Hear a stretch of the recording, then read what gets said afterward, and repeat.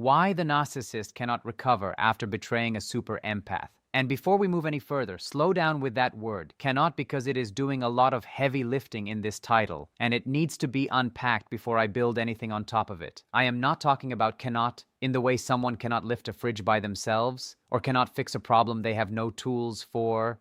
I mean cannot in the way a person cannot unsee something they already saw, cannot unfeel something that has already landed inside, cannot return to a version of themselves that existed before a particular encounter quietly reshaped their inner landscape without permission. The narcissist who betrays a super empath does not walk away clean, does not move on the way they have moved on from every previous person, does not find the next partner and slot back into the pattern that has always worked.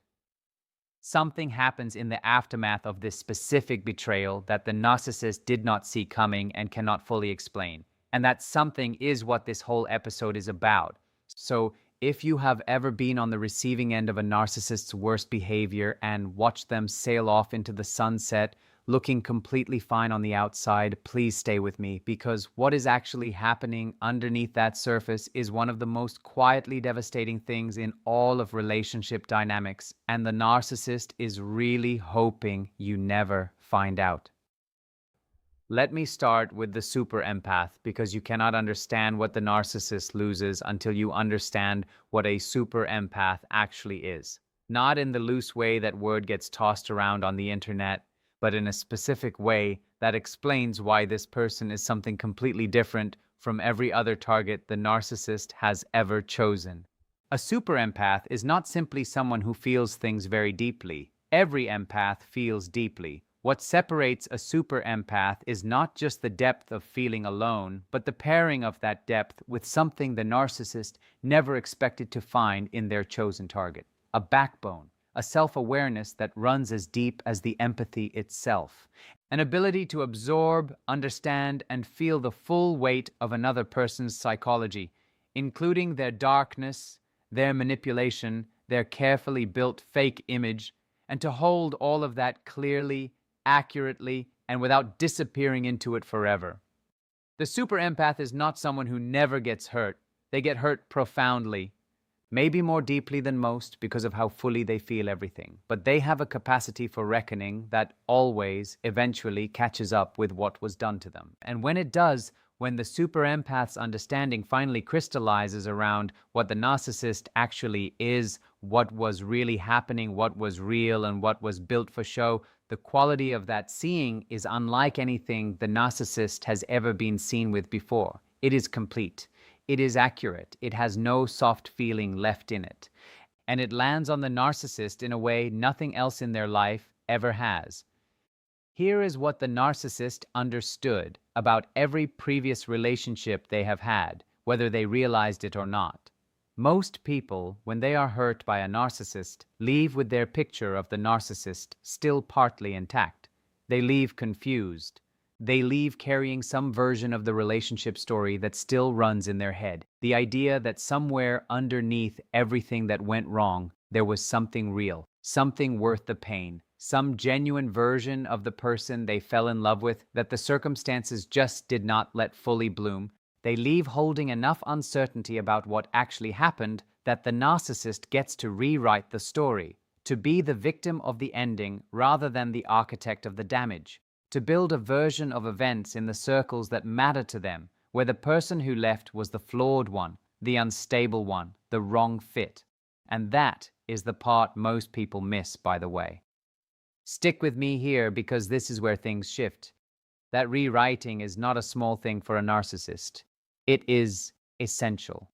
The ability to control the story around every ending, to never be the clear-cut villain of any story, to always have a version of events that protects the self-image they cannot survive without. This is how narcissists move through their relational history without collecting the kind of accountability that would force an actual change. Every ending that can be spun is an ending that costs them nothing at the psychological level that actually matters. The super empath does not leave that way, and that changes everything. When a super empath finally reaches the end of their capacity for a narcissistic relationship, and it is always a slow process, never a sudden snap, always the result of a patient, thorough accumulation of evidence that the person they are with cannot give what the relationship needs. What they take with them on the way out is not confusion, it is clarity. A specific, complete, unflattering clarity about exactly what the narcissist is, exactly how the manipulation worked, exactly which moments were real and which ones were performed, exactly what they were picked for, and exactly how they were used. That clarity is built from the same perceptive ability that made the super empath so attractive to the narcissist in the first place.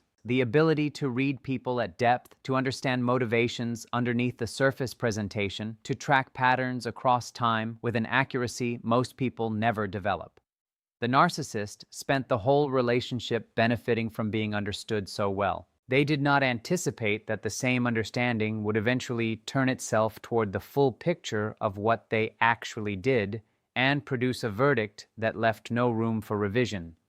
And that verdict, that quiet, ruthlessly accurate, completely unsentimental understanding of exactly who the narcissist is and exactly what they did, is what the narcissist carries with them when the super empath leaves.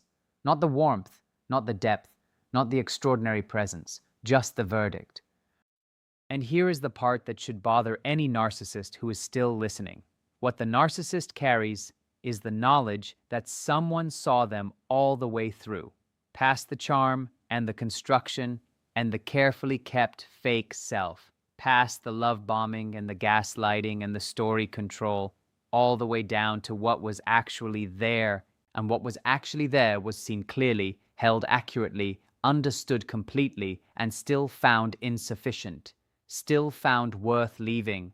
The narcissist has been rejected before, they have been left before, but they have almost never been seen before. Not like this, not with this quality of accuracy. And the rejection that comes from being fully seen and still not chosen operates on a completely different level than any rejection they have experienced before. It does not just sting the ego in the familiar way previous endings stung it. It reaches something deeper. Something the narcissist has spent their whole life building elaborate structures to protect. The terrifying, never examined, always defended core question of whether they are actually enough, whether there is something genuinely worth knowing underneath everything they perform.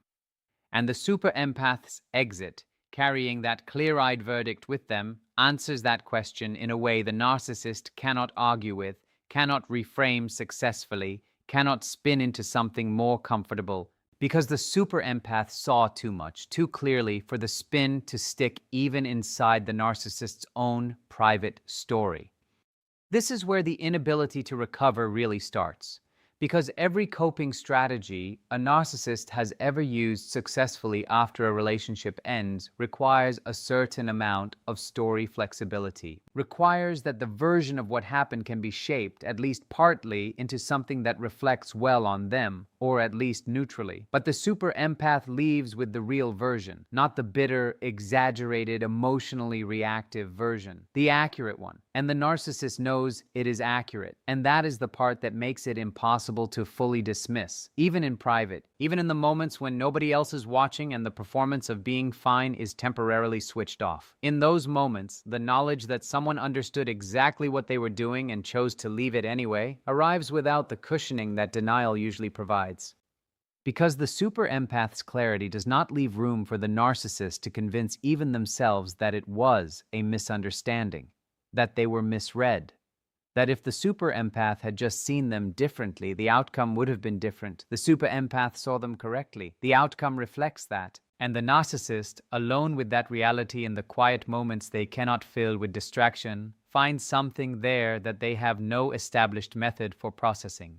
What they find in those quiet moments, and what the narcissist works harder than almost anyone realizes to never have to sit inside, is something that does not have a comfortable name in the vocabulary of someone who has spent their whole life avoiding self-examination. It is not guilt in the way a person with a fully formed conscience feels guilt, with its accompanying pull toward accountability, toward repair, toward a real wish to have been different. It is something more disorienting than guilt, and in many ways more corrosive, because it sits closer to recognition, a recognition that arrives without the machinery of empathy that would let them handle it constructively, without the self-awareness that would let them do something useful with it, without the emotional tools that would let them fold it into a coherent picture of who they are and what they need to change. It arrives as a raw, unprocessed knowing that sits in the center of them with nowhere to go. The knowing that the one person who understood them completely, not the performed version, not the charming version, not the version built to draw admiration and supply, the one person who saw all the way down to what was actually there, decided that what was actually there was not something they could stay for. And unlike every previous person who left, the super empath cannot be brushed off as someone who simply did not understand them well enough. The super empath understood them better than anyone. That was the whole problem. And that is the whole problem that does not go away. So, what does the narcissist do with this? Because a narcissist without a coping strategy is not something that happens. They will always reach for something. Always find some mechanism for managing what cannot be integrated. The first thing they reach for is replacement, which is what they always reach for first. The familiar logic that the ache of one person's absence can be solved by the presence of another. And they find someone, usually quickly, because the narcissist's ability to attract people has not gone down. The charm still works. The love bombing still lands. The opening phase of a new relationship still produces that hit of admiration and attention that temporarily quiets the noise. And for a while, maybe a few weeks, maybe a few months, the replacement strategy appears to be working the way it always has. They feel the familiar forward motion of a new dynamic, the relief of having supply again, the comfortable reset that a fresh start with a new person has always offered before. But something is different this time. Underneath the surface of the new relationship, in the private experience of the narcissist, when the newness quiets enough for comparison to become possible, the new person does not see them the way the super empath saw them.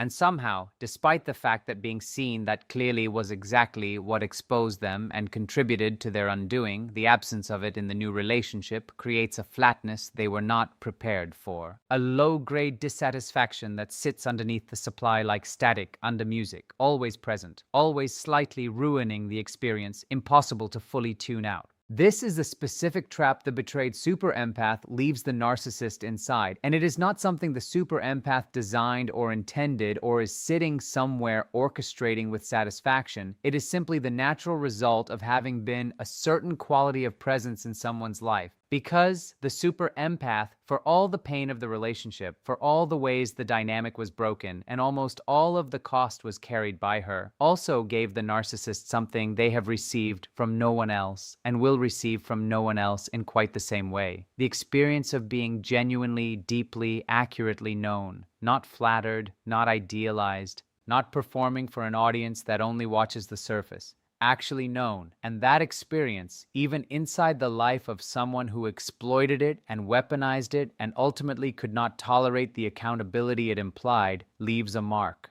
Because the human need to be known is not exclusive to people with healthy psychologies. The narcissist has it too, buried under layers of defense and performance and the elaborate fake self built to protect the wound underneath. They have it. And they have almost never had it met, because the kind of knowing the super empath brought to the relationship requires the person being known to actually be willing to be seen. And the narcissist has spent their whole life engineering the opposite of that, except with the super empath. Somehow, briefly, imperfectly, terrifyingly, they were seen anyway. And now that it is gone, the absence of it is louder than they expected. Louder than anything the new supply can drown out. Stay with me, because this is the part that explains everything. Now, this is where the inability to recover shifts from being about the loss of the super empath specifically into being about something the narcissist carries into everything that comes after. Because that recognition that arrived in the quiet moments, the raw, unprocessed knowing about themselves, that the super empath's clear-eyed exit deposited somewhere they cannot reach to remove it, starts doing something the narcissist has no map for. It starts contaminating the performance, not visibly, not in ways that are immediately obvious to new people who do not have the context to notice the difference, but in small, private ways the narcissist registers with a discomfort they cannot name. The love bombing feels slightly more mechanical than it used to. The construction of the fake self requires slightly more effort than it used to. The moments after a successful manipulation, which used to produce a clean hit of satisfaction, now produce something slightly muddier. Not quite guilt, but sitting close to it. Something that asks a question the narcissist has no interest in answering but cannot fully silence. The super empath's clarity carried out of the relationship in her understanding of exactly what he was doing and how and why has somehow lodged itself inside his own experience of doing it. She saw the mechanism, and now, because she saw it so completely and so accurately, he cannot fully unsee it from the inside. The trick does not work as cleanly when some part of you is now aware, against your will, that it is a trick. This is psychological territory the narcissist has never lived in before and has no map for. Every previous relationship they left or ended or destroyed gave them, at minimum, the intact ability to move forward as themselves. The performed self, the constructed self, the self that has been working reliably in the world for as long as they can remember. The super empath's betrayal, meaning the narcissist's betrayal of the super empath, has compromised that ability in a way they cannot fully repair, not destroyed it. A narcissist's defenses are formidable and the false self is resilient, and the capacity for denial runs deep and wide. But compromised, slightly cracked, and a crack in the foundation of a structure built entirely on performance is not a small thing. It is the place where the whole architecture becomes, for the first time, slightly untrustworthy, slightly unreliable, slightly less certain to hold under the weight it was built to carry. And what this ultimately produces in the narcissist, who will never admit it and may never even fully consciously recognize it, is a haunting. Not in the dramatic Gothic sense of the word, in the quiet, persistent psychological sense, the presence of something in the background of everything they do that was not there before. The super empath haunts them, not because she was perfect, not because the relationship was genuinely healthy, not because what they had together was the love story the narcissist may sometimes rewrite it as in memory. She haunts them because she was real. Because in a life built almost entirely on surfaces and performances and the management of other people's perceptions, she represented something that could not be managed. A genuine encounter with someone who would not be fooled, who could not be permanently deceived, who absorbed everything he brought and eventually, quietly, clearly handed it back to him with her departure and said, "I see exactly what this is, and I choose better than this for myself." That moment of being chosen against, not from confusion or hurt or a failure to understand what he was, but from a complete and accurate understanding of exactly what he was, is the moment the narcissist cannot move past, cannot fully process, cannot spin into something that restores what it took from them, because what it took was not just her presence. It was the last remaining ability to fully believe their own performance. And without that, real recovery to the version of themselves that existed before she saw through it, is not something that is coming. It is something that was permanently, quietly, and irrevocably closed off the moment she walked out carrying the truth of them more clearly than they have ever been able to carry it themselves. And that truth sits inside them now, quiet and accurate and merciless, and it does not leave.